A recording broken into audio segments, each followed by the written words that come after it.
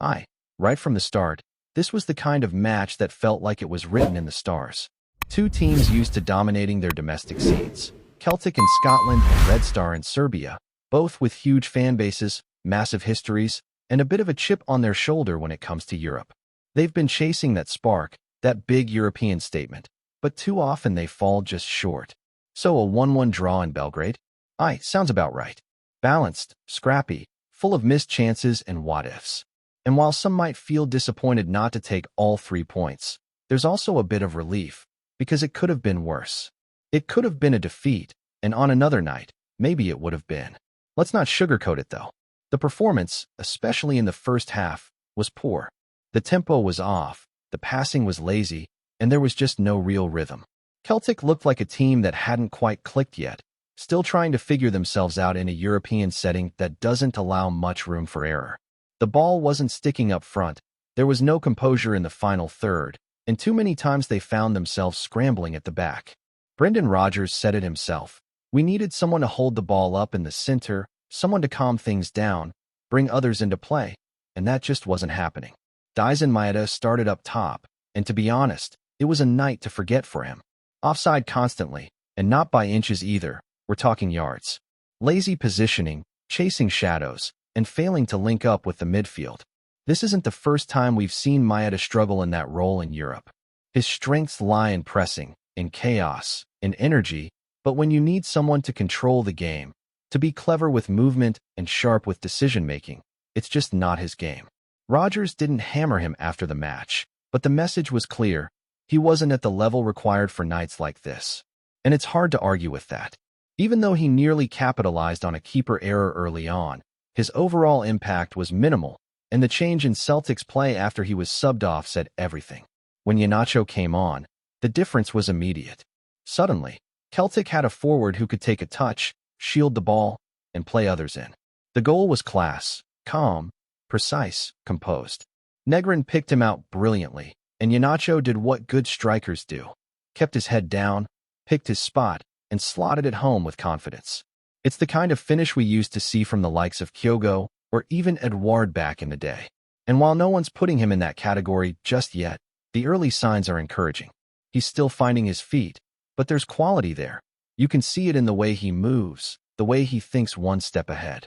Negrin himself had a bit of a mixed bag. He created the goal with a nice bit of play, no doubt. But earlier, he had a golden chance. Edge of the box, ball rolled to him perfectly, time to pick a spot, and he hit it straight at the keeper. That one had to go in. It was one of those moments where you're watching and screaming, put your foot through it. But it was tame, weak, lacking conviction. And this isn't new. Celtic away in Europe have a habit of creating good chances and wasting them. Think back to Zagreb, Munich, even last season. Big games, big opportunities, but no end product. Until this team finds that clinical edge, they'll always be walking a fine line. In midfield, it was a frustrating night. Hitati was miles off it. Slow, sloppy, not tracking back, and offering very little going forward. Rodgers was visibly frustrated on the touchline, and no surprise, Hitati looked like he was playing at half speed, giving the ball away in dangerous areas, and not reacting fast enough when things broke down. At this level, you get punished for that. McGregor, as always, tried to keep things ticking, and Negrin had some good touches, but again, it wasn't enough. The engine room felt underpowered, and against a team like Red Star, that's risky business. Engels came off the bench late on, and honestly, didn't help his case. He had a chance to play a simple through ball, misjudged it, and then lost a 50-50 in midfield seconds later. For a player who's been on the fringes, these are the moments you need to grab with both hands. Show the manager you're ready, show the fans you belong. But it didn't happen. And when you've got guys like Negrin underperforming, you'd expect someone like Engels to come in and push for that spot. But when even your backups are flat, it raises bigger questions about depth, mentality, and who's really ready to take this team forward. But let's not dwell only on the negatives. There were positives, and they deserve a shout. Kieran Tierney, back in the starting lineup, brought that old-school drive we've come to love. Charging up the left, overlapping runs, aggressive defending, it was good to see. He even had a couple of cutbacks that on another night might have led to goals. His link-up with Scales showed promise, and even though Tinky was a bit quieter this time around, there was still enough in his movement to suggest he's got something to offer. Liam Scales had a solid game as well. Nothing flashy, but composed under pressure, positioning was good, and handled the physical battle well. But the real standout, Kobe Donovan. What a performance from the young lad. Only 19, a few starts under his belt, and thrown into a hostile away environment in Europe, and he absolutely rose to the occasion. Full of energy, fearless on the ball, solid defensively, and looked like he belonged. He took the ball under pressure, played it forward with purpose, and never hid. Rodgers praised him after the match, saying he trains like he plays, and you could see that work ethic all over the pitch. And here's the thing. If it weren't for an injury to Alistair Johnston, Donovan might have been out on loan right now. Talk was he was heading to Dundee. But fate stepped in, and suddenly he's starting Europa League matches and keeping his spot. That's what you want to see. A young academy product grabbing his chance and making the most of it. It doesn't happen often enough these days, but when it does, it reminds you what Celtic's all about. And honestly, at this point, he's got to be ahead of Ralston in the pecking order. Until AJ's back, Donovan is your right back, no question. Even when Johnston does return, it doesn't mean Donovan disappears. If anything, it gives Rodgers the option to rotate without sacrificing quality. With the fixture list piling up, 2 games a week from now until the new year, there's room for both. And with Donovan's energy and physicality, he could be part of the long-term plan. Not saying we're selling AJ tomorrow, but in modern football, you've always got to think ahead. And this kid, he's showing he's worth investing in. So, it finished 1 each. A point on the road in Europe, especially in a place like Belgrade, is never something to scoff at. But it came with a feeling of frustration, of chances missed, of players not quite hitting the levels they need to. There's quality in this squad, but also clear gaps. Some of them mental, some technical, some maybe even tactical. If Celtic are going to do anything in this competition, they'll need to sharpen up, quickly. And when you step back and look at the bigger picture, you start to realize just how crucial these next few weeks are going to be for Celtic. The Europa League format this season doesn't give you much breathing room. There's no long group stage to build momentum slowly. It's all about picking up points early and keeping yourself in the mix. 1 point on the board is fine as a starting point, but now you're staring at 2 massive home games, Braga and Sturm Graz, and they need to be wins. Not draws, not hard-fought moral victories, wins. Because after that, the road gets steep. Away to Midtjylland. Then you're staring down the barrel of Feyenoord, Roma, and Bologna. You don't want to be needing points in those last 3. You want to be qualified, or close to it, before you get there. Thing is, this Celtic team has shown flashes of what it can be, but we've yet to see it over 90 minutes against a serious European opponent. You get 20-minute spells, you get bursts of intensity, a few lovely sequences, but then it drops. Concentration slips, composure goes, and the fear starts creeping in. That's the part that still separates this side from the top tier. You saw it in Belgrade. Even when they had control of the ball, you could sense the nervousness, like they didn't fully trust themselves. And when you don't fully believe, that's when mistakes happen. Loose passes in your own third, players caught in possession, opportunities wasted at the other end. That's what Europe punishes more than anything, lapses in focus. And part of that comes down to the midfield. When Celtic had their best runs in Europe under Rodgers the first time, or even under Lennon at times, the midfield 3 were dominant. They pressed together, they dictated tempo, they could all handle the ball under pressure. Right now, this trio doesn't feel settled. McGregor's still the heartbeat, but he's being asked to cover too much ground. Negrin is a work in progress, good in flashes, but inconsistent. And Hatate, who used to be the one to take a game by the scruff of the neck, now looks unsure, disconnected. He's either still not fully fit, or his confidence has dipped, or both. Whatever it is, it's hurting the team. Then you look at the options off the bench, and it gets even trickier. Ari Engels, who a lot of folk have been calling to start, had a real chance to stake his claim. But he looked off the pace, and his decision-making just wasn't sharp enough. This is what separates good players from great ones, being able to come into a big game, cold, and immediately raise the level. That's what you want from your bench. But too often, these players are coming on and blending in, not standing out. And when that happens, your starting 11 becomes stale because there's no real pressure behind them.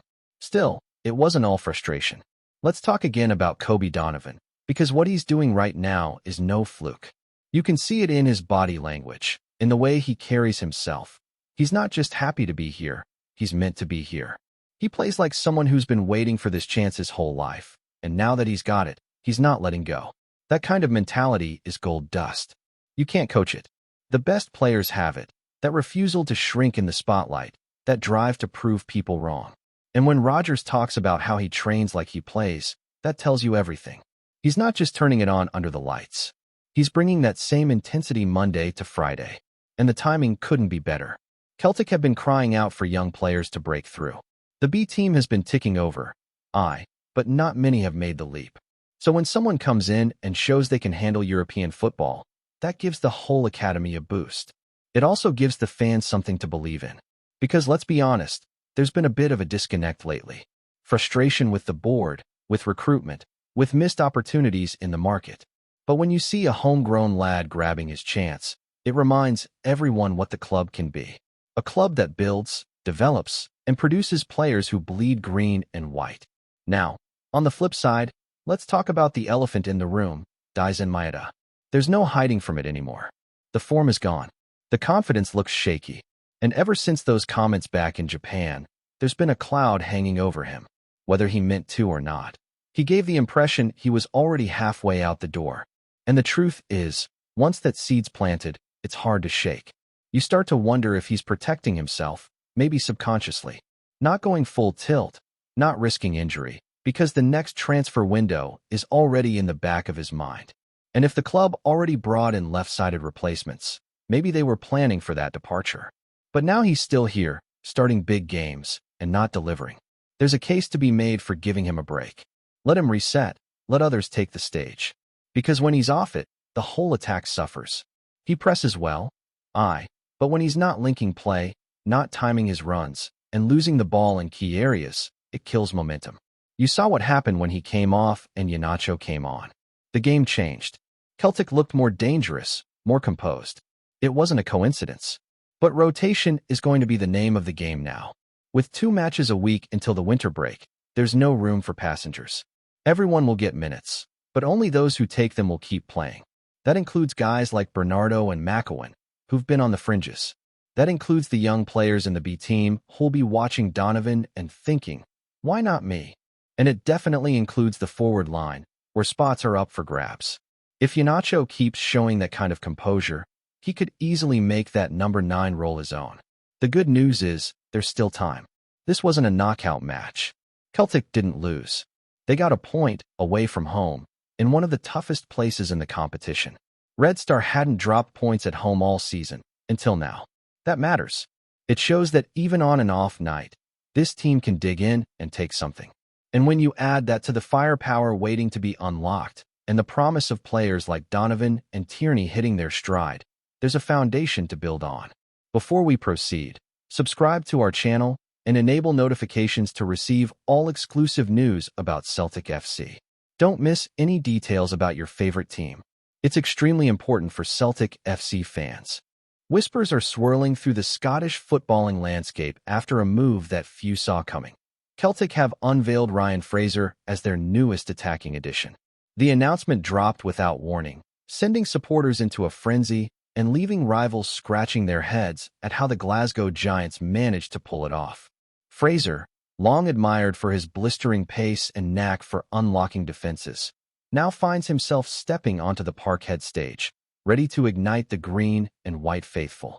The chatter began late last night, hushed voices in pubs and hurried messages across social media, but by morning it was confirmed. Celtic Park, always a cauldron of noise, now hums with fresh anticipation. Fraser's reputation as a relentless winger precedes him, a player capable of stretching the game wide, tormenting fullbacks and delivering crosses that beg to be finished. For a side already chasing silverware on multiple fronts, his arrival feels like a statement of intent, the kind that rumbles through the league and beyond. Yet questions hover in the air, as they always do. Has Fraser still got the edge that once made him one of the Premier League's most feared outlets? Can he slot into Brendan Rodgers' fluid system, where work rate and discipline matter as much as flair? There is no shortage of debate. Some skeptics suggesting this gamble could disrupt the balance of a squad already brimming with attacking options. Others insist it is a masterstroke, the missing spark to unlock stubborn defenses in tight domestic fixtures or on European nights under the lights. The rumor mill now spins around what this means for Celtic's rivals. Rangers, Aberdeen, Hearts. All must surely be glancing nervously at FRASER's signing, aware that his direct running and eye for a pass could tilt matches in Celtic's favor. Parkhead's faithful, meanwhile, are dreaming big, seeing in FRASER a player who might etch his name into club folklore. Time will tell, but for now the city of Glasgow is alive with speculation, excitement, and that familiar buzz that comes when Celtic roll the dice on something bold. Hello, fan. Don't forget to like and subscribe to the channel, as it means a lot to Celtic FC. Also, share your opinion about the news in the comments below. See you in the next video.